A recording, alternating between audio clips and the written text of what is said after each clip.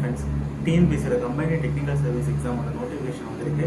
இதில் நம்ம veterinary assistant surgeon எக்ஸாமுக்கு நம்ம எப்படி ப்ரிப்பேர் பண்ணணும், அந்த எக்ஸாம் பேட்டர்ன் எப்படி இருக்குன்னு நான் என்னோட ஐடியாஸ் சொல்கிறேன். இந்த எக்ஸாமை பொறுத்தளவுக்கு 2 பேப்பர் இருக்குது. Paper 1, paper 2. பேப்பர் 1ல் வந்து 3 பார்ட்ஸாக பிரிச்சிருப்பாங்க. Part A, part B, part C. Part ஏல வந்து தமிழ் எலிஜிபிலிட்டி, பார்ட் பியில் வந்து ஜெனரல் ஸ்டடீஸ், பார்ட் சியில் வந்து ஆப்டிடியூட் அண்ட் ரீசனிங் இருக்கும்.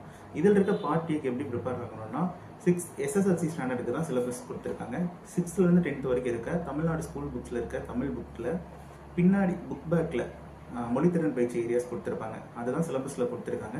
ஸோ அந்த ஏரியாஸ்லாம் நல்லா கவர் பண்ணிட்டு டிஎன்பிஎஸ்சி எக்ஸாம்ஸில் இதுக்கு முன்னாடி தமிழ் எலிஜிபிலிட்டி எக்ஸாம்ஸில் கேட்ட ப்ரீவியஸ் இயர் கொஷின்ஸ்லாம் நல்லா ப்ராக்டிஸ் பண்ணிட்டு போனாலே இந்த பேப்பர் நல்லா பண்ணிடலாம். இதுக்கு வந்து 100 கொஷின்ஸ் கேட்பாங்க. ஒரு கொஷின் 1.5 மார்க்ஸ், 40% ஸ்கோர், அதாவது 16 மார்க்ஸ் எழுதுறதுனா இந்த பேப்பர் கிளியர். இந்த பேப்பர் கிளியர் பண்ணால் மட்டும்தான் நம்மளுடைய part B, part C and paper 2 வந்து எவால்வேட் பண்ணுவாங்க. தமிழ் எலிஜிபிலிட்டி முடிஞ்சது, பேப்பர் 1ல் பார்ட் ஏ முடிஞ்சது. அடுத்து பார்ட் பியில் வந்து ஜென்ரல் ஸ்டடீஸ். ஜென்ரல் ஸ்டடீஸில் ஒரு 75 கொஷின்ஸ் கேட்பாங்க. இந்த 75 கொஷின்ஸ்க்கு வந்து சிலபஸில் வந்து அவங்களே வந்து மென்ஷன் பண்ணியிருக்காங்க. எந்த யூனிட்டில் வந்து எவ்வளோ கொஷின்ஸ் கேட்பாங்கங்கிறது அவங்களே கொடுத்துருக்காங்க. இப்போது சிலபஸ் படி நோட்டிஃபிகேஷன் இருக்க சிலபஸ் படி பார்த்தோம் அப்படின்னா யூனிட் 4, 5, 6ல் வந்து வெயிட்டேஜ் அதிகமாக கொடுத்துருக்காங்க. யூனிட் 4 பாலிட்டி, யூனிட் 5ல் economy and Tamil Nadu administration and unit 6 history, culture and socio political movements of Tamil Nadu. இந்த 3 யூனிட்ஸ்லையும் அதிகமாக வெயிட்டேஜ் கொடுத்துருக்காங்க. ஸோ நீங்கள் இந்த பேப்பர் 1ல் பார்ட் பிக்கு ரெடி ஆகும்போது இந்த யூனிட்ஸ்லாம் ஃபஸ்ட்டு நல்லா ப்ரையாரிட்டி கொடுத்து கவர் பண்ணிடுங்க. யூனிட் 4, 5, 6 முடிச்சுட்டு அடுத்து unit 3, 2, 1 Indian national movement and history and culture of India, geography of India, general science, இந்த ஆர்டரில் ப்ரையாரிட்டி கொடுத்து கவர் பண்ணுங்கள். ஜென்ரல் ஸ்டடீஸை கவர் பண்ணுறதுக்கு ப்ரைமரி சோர்ஸ்னு பார்த்தோம்னா நம்ம தமிழ்நாடு எஸ்சிஆர்டி ஸ்கூல் புக்ஸ் தான். 6th-லேருந்து 12th வரைக்கும் இருக்க ஸ்கூல் புக்ஸ் கண்டிப்பாக படிக்கணும். சிலபஸில் இருக்கிற டாபிக்ஸ் ஸ்கூல் புக்கில் எங்கெங்கே இருக்குங்கிறத அனாலிசிஸ் பண்ணி நம்ம இந்த டாபிக்ஸுக்கெல்லாம் நோட்ஸ் எடுத்து படிக்கணும். நம்ம ஒரு டாபிக் சிலபஸில் இருக்கிறத பார்த்துட்டோம், ஸ்கூல் புக் எடுக்கிறோம், அதில் எப்படி படிக்கணும், எவ்வளோ டெப்த்து படிக்கணும் அப்படிங்கிறது நமக்கு வந்து ஒரு ஐடியா எல்லாம் இருக்கும்.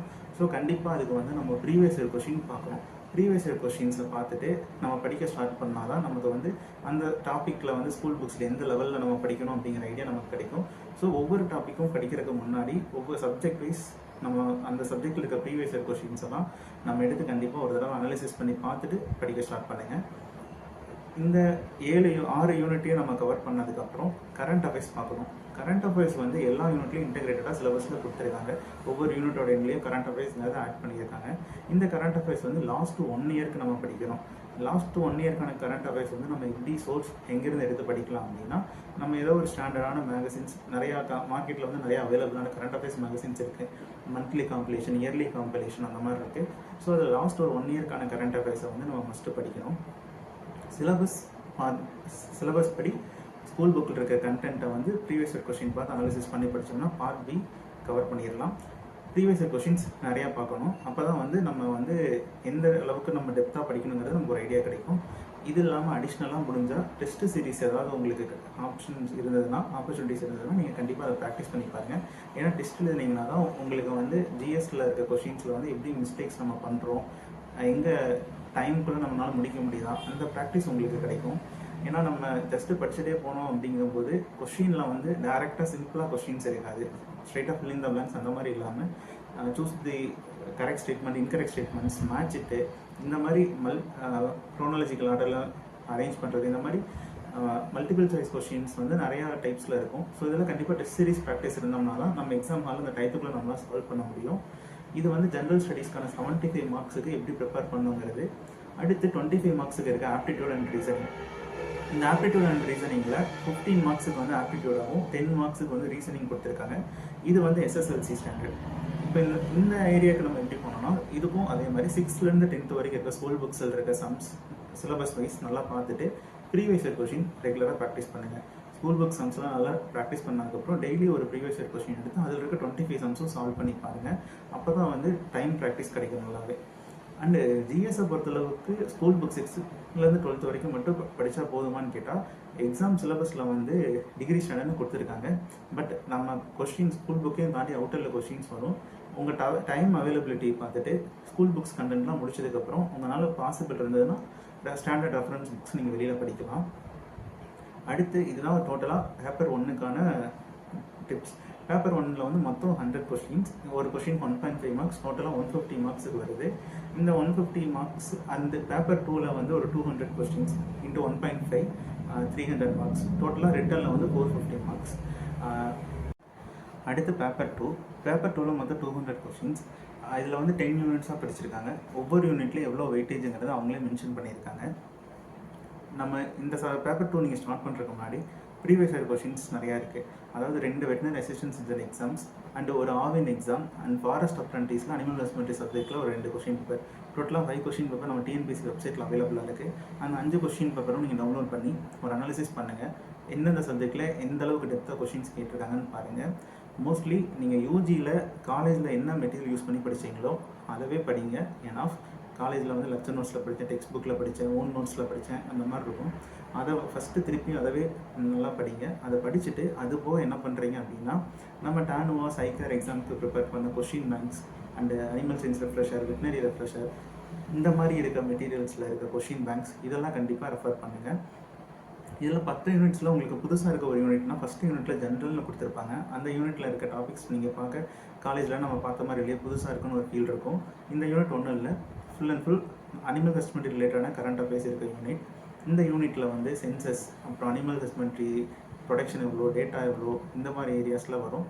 இதுக்கு வந்து எப்படி கவர் பண்ணணும் அப்படின்னா, ரீசெண்டாக ரிலீஸ் பண்ணுற milk production, meet production, global லெவலில் இந்தியாவோட மில்க் ப்ரொடக்ஷன் எவ்வளோ, மீட் ப்ரொடக்ஷன் எவ்வளோ, அண்ட் இந்தியாவுக்குள்ளே எந்த ஸ்டேட்டில் வந்து மில்க் ப்ரொடக்ஷன் டாப்பில் இருக்குது, எவ்வளோ ப்ரொடக்ஷன் ஆகுது, அண்ட் ஜிடிபியில் எவ்வளோ பர்சன்டேஜ் கான்ட்ரிபியூட் பண்ணுது, இந்த மாதிரி கொஷின்ஸ் இந்த ஏரியாவில் எக்ஸ்பெக்ட் பண்ணலாம்.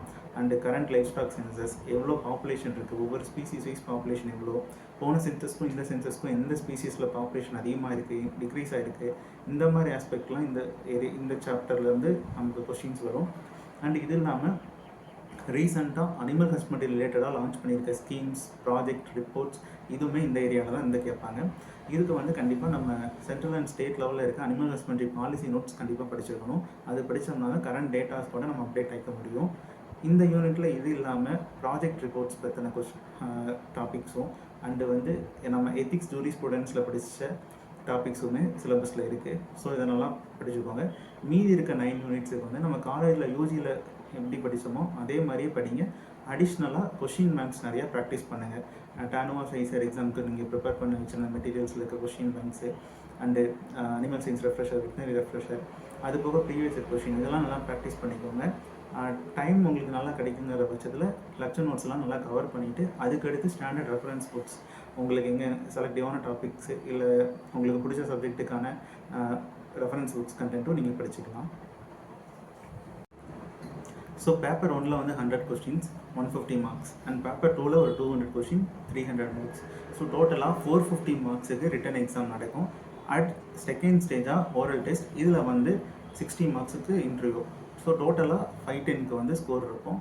அண்ட் இதில் வந்து எவ்வளோ ஸ்கோர் பண்ணணும் அப்படின்னு பார்த்தோம் அப்படின்னா, நமக்கு எக்ஸாம் முடிஞ்சு இந்த கொஷின் பேப்பரோட ஸ்டாண்டர்டு அண்ட் கொஷின் பேப்பர் டஃப்னஸை பொறுத்து தான் நமக்கு தெரியும். லாஸ்ட் இயரோட கம்பேர் பண்ணலாம் அப்படின்னா, லாஸ்ட் இயர் இருந்த வேகன்சியில் இப்போ 1/3 தான் வேகன்சி இருக்குது. அண்ட் மார்க் பேட்டர்னுமே சேஞ்சுடு. லாஸ்ட் இயரில் வந்து ஜிஎஸ் கொஷின்ஸில் வந்து ஒரு கொஷின்ஸ்க்கு 2 மார்க்ஸ் அலாட் பண்ணியிருந்தாங்க. இந்த தடவை 1.5 மார்க்ஸ் தான் அலாட் பண்ணியிருக்காங்க. ஸோ லாஸ்ட் இயரோட இந்த தடவை கட் ஆஃப் மார்க்ஸ் கம்பேர் பண்ண முடியாது. பட் லாஸ்ட் இயரில் வந்து நல்லா சேஃப் ஜோனில் இருந்த ஸ்கோர்ஸ் அப்படின்னா, ஜிஎஸில் வந்து 100 கொஸ்டினுக்கு ஒரு 65 to 70 எபோ, அண்ட் வெட்டினரி சயின்ஸில் 200க்கு 140 கொஸ்டின்ஸ் எபோ போட்டிருந்தாங்க. எல்லாமே சேஃப் ஜோனில் இருந்தாங்க. பட் இந்த தடவை கண்டிப்பாக இதை விட அதிகமாக தான் ஆகும். பிகாஸ் வேகன்சி வந்து போன தடவை இருந்ததுலேருந்து 1/3 தான் இருக்குது. ஸோ இந்த தடவை மேபி ஜிஎஸில் வந்து 100க்கு ஒரு 80 கொஸ்டின்ஸ் அந்த ரேஞ்ச் வரைக்கும் கூட இன்க்ரீஸ் ஆகலாம். அண்ட் வெட்டினரி சயின்ஸில் 140லேருந்து 160, 170 கொஷின்ஸ் வரைக்கும் கூட இன்க்ரீஸ் ஆகலாம்.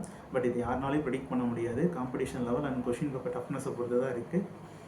லாஸ்ட் இயர் மார்க்ஸ் ஒரு ஐடியாக்காக சொன்னேன். ஜிஎஸில் வந்து 65 to 70 எபோ, அண்டு வெட்டினரி சயின்ஸில் வந்து ஒரு 140 கொஸ்டின்ஸ் எபோ போட்டிருந்தாங்க. அது வந்து 700 வேகன்சிஸ்க்கு. ஸோ இந்த தடவை கண்டிப்பாக இதோட அதிகமாக தான் வரும்.